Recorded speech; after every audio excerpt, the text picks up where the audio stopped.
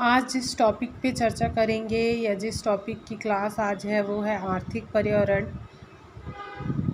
आर्थिक पर्यावरण से तात्पर्य उन समस्त राजनीतिक, प्राकृतिक तथा सांस्कृतिक दशाओं से है जो समाज की आर्थिक क्रियाओं से प्रभावित होती है, ठीक है, तथा उसे प्रभावित भी करती है। ये दशाएं राष्ट्रीय या अंतर्राष्ट्रीय दोनों हो सकती है।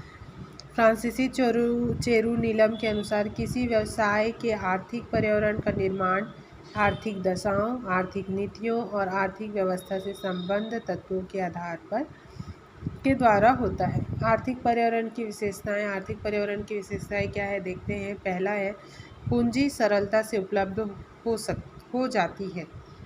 आर्थिक पर्यावरण में हमें पूंजी बहुत ही आसानी से प्राप्त हो जाती है। नियोजित अर्थव्यवस्था का विकास होता है। आय व धन के समान वितरण को महत्व दिया जाता है। आर्थिक क्रियाओं का संचालन सुविधाजनक होता है। आर्थिक क्रियाओं का संचालन सुविधाजनक होता है। आर्थिक विकास में सरकारी नीतियों को प्राथमिकता दी जाती है। आधारभूत संसाधन उपलब्ध होते हैं। तकनीकी सुधार, उपभोक्ताओं की प्राथमिकताओं में परिवर्तन, आर्थिक पर्यावरण भी परिवर्तित होता है। आर्थिक पर्यावरण के घटक। आर्थिक पर्यावरण किसी भी देश के आर्थिक पर्यावरण को बनाने में निम्नलिखित 3 घटकों महत्वपूर्ण स्थान होता है जिनका विस्तृत अध्ययन किया जाता है। देश की आर्थिक प्रणाली। देखो, आर्थिक पर्यावरण को प्रभावित करने में सबसे पहले देश की आर्थिक प्रणाली जिम्मेदार होती है। जैसे कि देश की आर्थिक प्रणाली का आर्थिक पर्यावरण पर प्रत्यक्ष एवं सकारात्मक प्रभाव पड़ता है। किसी भी देश की आर्थिक प्रणाली जिसमें पूंजीगत, समाजवादी एवं मिश्रित अर्थव्यवस्था सम्मिलित होती है, देश के आर्थिक पर्यावरण को भिन्न भिन्न ढंग से प्रभावित करती है। पहला, पूंजीवादी अर्थव्यवस्था। पूंजीवादी आर्थिक प्रणाली के अंतर्गत व्यवसाय के द्वारा व्यक्तियों को पूंजी जमा करने और इस पूंजी से मुनाफा प्राप्त करके पूंजी एकत्रित करने हेतु प्रोत्साहित किया जाता है। इस व्यवस्था के अंतर्गत व्यवसाय के क्षेत्र में सरकार की भूमिका अप्रत्यक्ष तथा सीमित होनी चाहिए। पूंजीवादी आर्थिक प्रणाली वह व्यवस्था है जिसमें उद्योग पर स्वामित्व रखने वाले पूंजीपति श्रमिक पर भी नियंत्रण रखते हैं तथा उनके परिश्रम पर व्यक्तिगत लाभ को निरंतर बढ़ाते रहते हैं।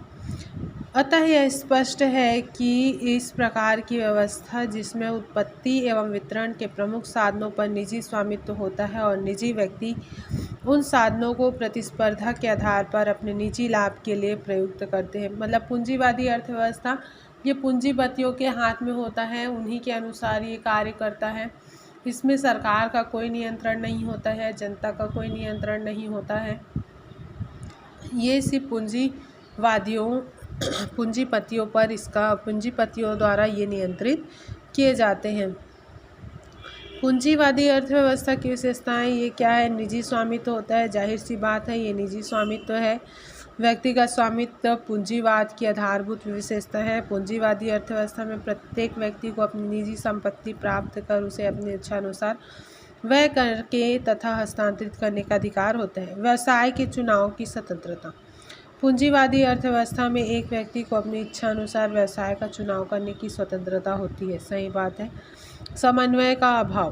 पूंजीवादी अर्थव्यवस्था में उपभोक्ता की प्रभुसत्ता होने के कारण आर्थिक प्रणाली में कीमत संयंत्र के स्वचालित होने की वजह से उत्पत्ति क्रिया में आदर्श समन्वय बनाना कठिन हो जाता है। धन का अपव्यय। जैसा कि सर्वविदित है, पूंजीवादी अर्थव्यवस्था में प्रतिस्पर्धा का अपना ही स्थान है, जिस कारण प्रत्येक पूंजीवादी अधिकतम धन एकत्रित करने के लिए न केवल पुराने उद्योगों का विस्तार करता है अपितु नए उद्योगों की स्थापना भी करता है। उनके प्रचार प्रसार पर कई बार अत्यधिक व्यय हो जाता है। लाभ कमाना एकमात्र उद्देश्य, सही बात है।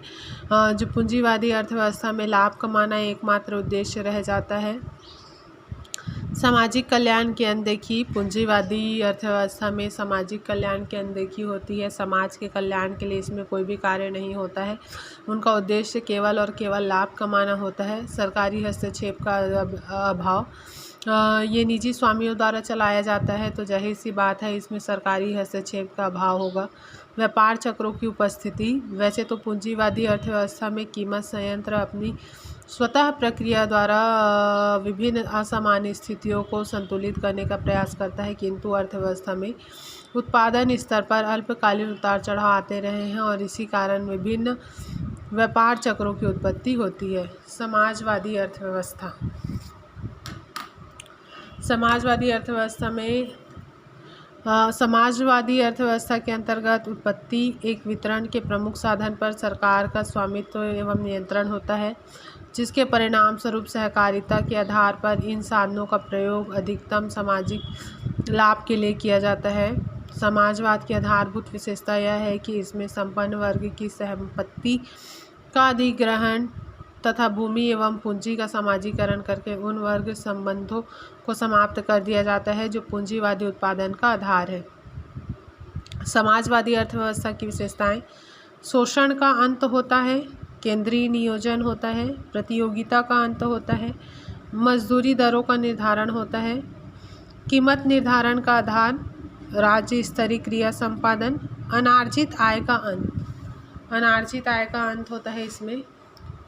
सबसे पहली जो सबसे इम्पॉर्टेंट है इसमें शोषण का अंत। जैसे पूंजीवादी अर्थव्यवस्था में पूंजीपतियों के हिसाब से ही सारी चीज़ें चलती है, लेकिन समाजवादी अर्थव्यवस्था में क्या होता है, सारा नियंत्रण सरकार के ऊपर आ जाता है। सरकार, जिससे क्या होता है, शोषण का अंत होता है। जो शोषित जो पूंजीपति अपने से नीचे कर्मचारियों को जो शोषित करते हैं, वो शोषण का अंत हो जाता है। समाजवादी अर्थव्यवस्था में अर्थव्यवस्था का संचालन निजी हाथों के स्थान पर सरकारी हाथों में चला जाता है, जिससे श्रमिक, उपभोक्ता व अन्य वर्गों का शोषण समाप्त हो जाता है। केंद्रीय नियोजन। समाजवादी अर्थव्यवस्था के अंतर्गत आर्थिक प्रणाली में आर्थिक क्रियाओं के संचालन के लिए केंद्रीकृत नियोजन का सत्ता का गठन किया जाता है। प्रतियोगिता का अंत। समाजवादी अर्थव्यवस्था में समस्त नियंत्रण सरकार के हाथों में आने के कारण प्रतियोगिता का समापन होता है तथा प्रतियोगिता के कारण होने वाले अपव्यय पर भी रोक लगती है। मजदूरी दरों का निर्धारण। समाजवादी अर्थव्यवस्था में मजदूरी दर का निर्धारण सरकारी स्तर पर किया जाता है, जिससे बाजार की शक्तियों द्वारा निर्धारित दरों पर भुगतान के द्वारा श्रमिकों का शोषण समाप्त हो जाता है। नेक्स्ट है मिश्रित अर्थव्यवस्था।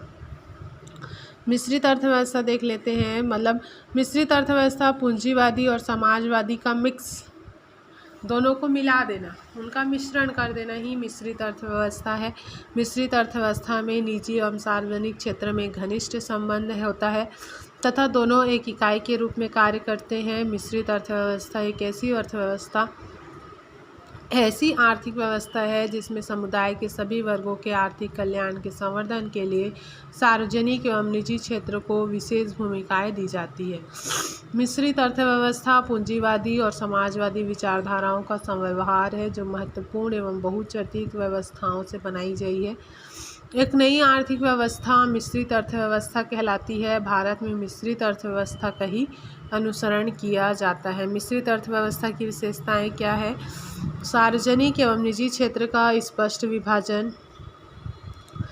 अंडरलाइन करने वाली बात है कि विद्युत, रेलवे और रासायनिक उद्योग सार्वजनिक क्षेत्र की श्रेणी में तथा कृषि, लघु और मध्यम स्तरीय उद्योग निजी क्षेत्र के अंतर्गत आते हैं। सार्वजनिक हित होता है, विभिन्न क्षेत्रों का समावेश हो जाता है। इसमें आर्थिक स्वतंत्रता प्राप्त होती है।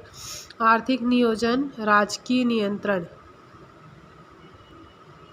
ये सारी चीज़ें होती है ना। इस प्रकार से हमने देखा आर्थिक पर्यावरण की जो विशेषताएं हैं, आर्थिक पर्यावरण की क्या विशेषताएं हैं और आर्थिक पर्यावरण के घटक, 3 घटक हैं: पूंजीवादी अर्थव्यवस्था, समाजवादी अर्थव्यवस्था और मिश्रित अर्थव्यवस्था।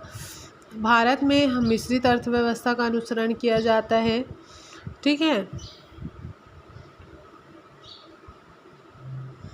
अब आगे की क्लास में देखेंगे हम आर्थिक नीतियाँ, व्यावसायिक पर्यावरण की ही है आर्थिक नीतियाँ, जो बहुत इम्पोर्टेंट टॉपिक है। आर्थिक नीतियों को जानना बहुत ज़रूरी है। ठीक है, धन्यवाद।